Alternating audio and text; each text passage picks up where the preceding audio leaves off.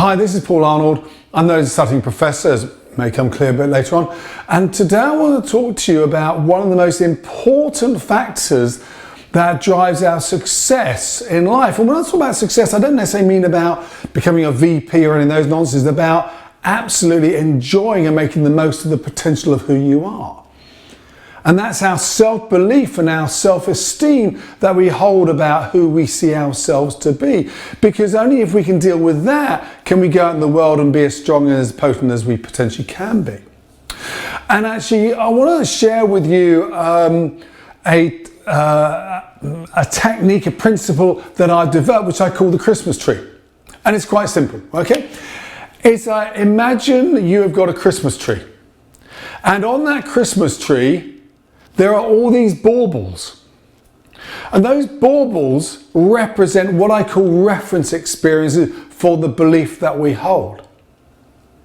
And let's say we are creating a Christmas tree full of baubles about a belief we have about who we are. Be it something as stupid as, I can't spell. And what we do is almost like on the base where the pot is, you write the word, I can't spell.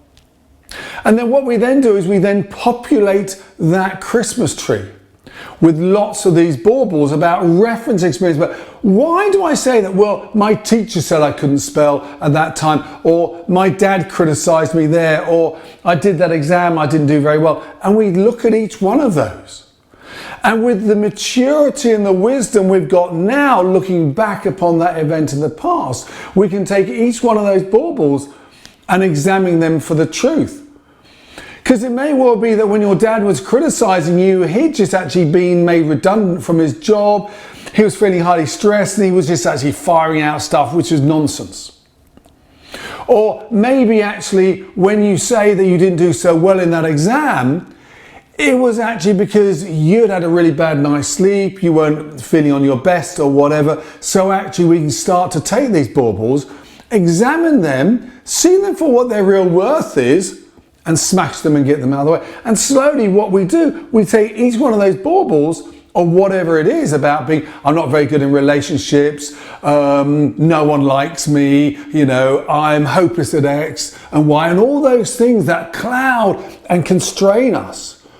And we take each one of those and we examine them, and we start to take those baubles and smash them until we get a fairer reflection. Because the truth is that, yeah, maybe you're not the best speller in the world, but it doesn't really matter. And the other thing we put into the bigger context, because frankly, why do you need to be the best speller in the world these days when there is Google and things like this? I used to work with the most amazing sort of lady. She was vibrant and energetic, and she used to willingly admit, she's like, look, I'm not the greatest strategist in the world, but I use another person. And that's a really powerful thing to go and do, is to use other people for what they're great at, and that's what team is all about. Now, the other flip side of doing this Christmas tree is we build the new Christmas tree. And we put on it, actually I can spell. And we now grab reference experience. So sure, in that spelling test, I may have got sort of, only 7 out of 10, but how have I still got 7? And there are other times I've done it. And so what we do is we start to populate a new Christmas tree with new reference experiences to rebuild that. And drawing from the principles of NLP, there's a wonderful technique which is called circles of excellence. And this is the idea that we build these reference experiences, we grab them and say, there was a time back then when I was really good at that, and we remember it, and we visualize it, and we see it, and we hear it, and we really relive the event. And then when we're at that heightened point, we then what's called anchoring it. And anchoring is just a place of storing it. And I often do this, actually on this finger, where I'll take sort of, a finger and I'll just connect it together. And I'll then actually get another reference experience, and I keep storing them, I keep storing them, I keep storing them, I keep storing them. So when I need to re-access that I really am not that bad at X, I can press that. And even if you don't believe actually that it floods your body with all these experiences, it's reminding you you've got 20, 30 reference experience stacked to say that you are not that bad at doing that stuff. So I think that's really important to start to examine through the cold light of modern day. What are these reference experiences that are making you believe you're no good at something? And then build a separate Christmas tree where you start to stack evidence of where you're not that bad at it. But the third thing we have to do is we have to start to look at reframing those imperfections. The first thing to really say about it is, look, we are all imperfect. That's what makes it so wonderful. And the second thing is that, you know what? We should admit it. You know, there's a lovely thing called Johari's window about sort of what we think other people know about us and actually what we think is kept private. And the reality is, this thing that we're scared to ever admitting, the outside world knows. And as soon as we admit it, it's okay. And it takes the pressure off ourselves. So we should learn to admit this stuff. So, you know what? I'm not very good at that. That's okay. Yeah. Who else is good at it? Let them come and do it. And we allow other people to become part of the team.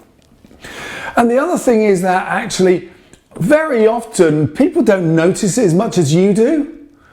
And in many ways, our strengths burn out and shine so much brighter that they flood the stage and basically hide and push into the shadow what we're so concerned about. So burn brightly in the things you are really good at, and don't be held back by the things that you're not so good at doing. And the other thing is we connect through actually our weaknesses. You know, and I apologize if you're one of those, but do you remember at school there was that perfect boy, that perfect girl who was like head girl, head boy, she was great at doing this, she was all the friends and things like that. We never quite could connect with them. However, the person who was like a bit incompetent, a bit not so good, they were real. And we connect through our vulnerabilities and our frailties. And the other final thing I really want to say is, you know what? Those imperfections have made you. They've given you the inner strength of who you are. And for years I resisted the fact that I had a stutter, and I didn't like it, and I hated the fact I had it. And I remember when I was about 40, someone once said to me, a very powerful intervention, like, what makes a man of 40 still stutter? My first reaction was, stupid bloody question, I don't choose to be like that. But the more I thought about it, I thought, well, it served me. It's always made me be very distinctive at school and at university and in the jobs I had, and everyone knew me.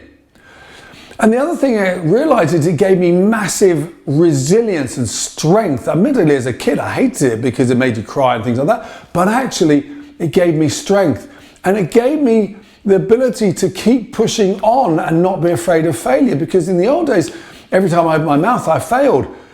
So therefore I reframed it as being, you know what? I've actually got more out of having a stutter than I've lost from it. And the same is for you. Even if you have got something that you're not great at, find the strength that it's given you, because it would have given you great strength. So anyway, I hope that's of help. I am a trained coach and a psychologist, and I do loads of work with people on an individual basis and running big training days. So if you want me to come in and do any work with you, then by all means, please contact me on the email details at the end of this. Anyway, take care and look after yourselves.